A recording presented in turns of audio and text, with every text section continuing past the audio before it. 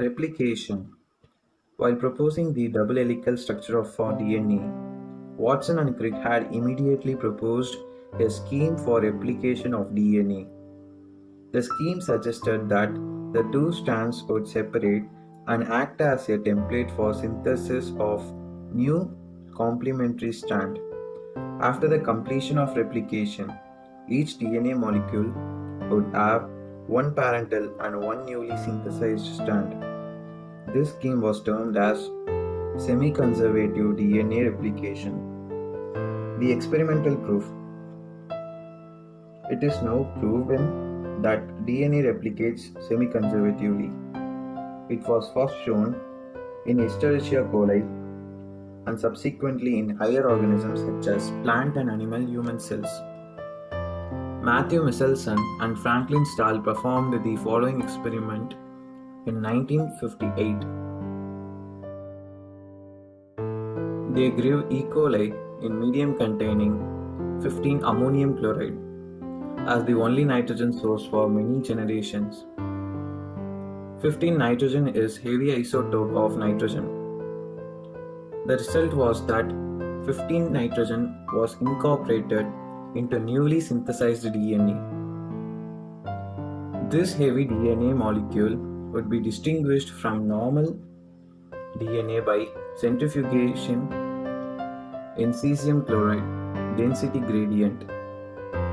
Then they transferred the cell into a medium with normal 14 ammonium chloride and took samples at various definite time intervals as the cell multiplied and extracted the DNA that remained as double-stranded helix. The various samples were separated independently on cesium chloride gradient to measure the density of DNA.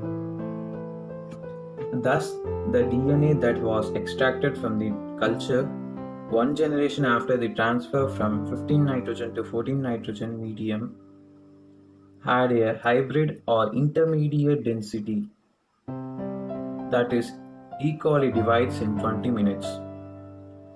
DNA extracted from the culture after another generation was composed of equal amount of hybrid DNA and light DNA.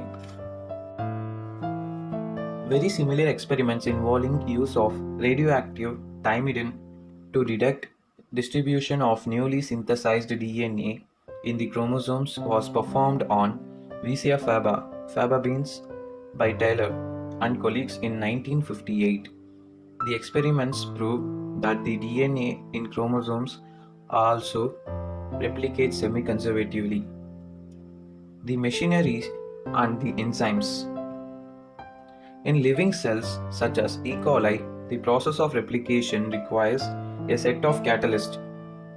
The main enzyme is referred to as DNA-dependent DNA polymerase, since it uses a DNA template to catalyze the polymerization of deoxynucleotide. These enzymes are highly efficient enzymes as they have to catalyze polymerization of a large number of nucleotide in very short time. E. coli that has only 4.6 into 10 power 6 BP. Compare it with human whose diploid content is 6.6 into 10 power 9 BP. Completes the polymerization has to be approximately 2000 base pair per second. Not only it have to be fast, but they also have to be catalyze the reaction with high degree of accuracy. Any mistakes during replication would result in mutation. Furthermore, energetically, replication is very expensive process. Deoxyribonucleoside triphosphates serves dual purposes.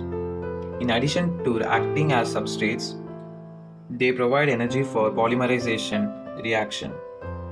In addition to DNA-dependent DNA polymerases, many additional enzymes are required to complete the process of replication with high degree of accuracy. For long DNA molecules, since the two strands of DNA cannot be separated in its entire length, the replication occurs within a only small opening of the DNA helix, referred to as replication fork. The DNA-dependent DNA polymerase catalyzes polymerization only in one direction, that is 5' to 3'. This creates some additional complication at the replication forks. Consequently, on one strand, the template with polarity 3' to 5', the replication is continuous, while on the other, it is discontinuous. The discontinuous synthesis fragments are later joined by enzyme DNA ligase. The DNA polymerase on their own cannot initiate the process of replication. Also, replication does not initiate randomly at any place in DNA. There is a definite region in E. coli DNA where the replication originates. Such regions are termed as origin of replication. Because of the requirement of origin of replication, that a piece of DNA is, if needed to be propagated during recombinant DNA procedure, requires a vector. The vector provides the origin of replication. Further, not every detail of replication is understood well. In eukaryotes, the replication of DNA takes place at S phase of cell cycle. The replication of DNA and cell division cycle should be highly coordinated. A failure in cell division after DNA replication results into polyploidy.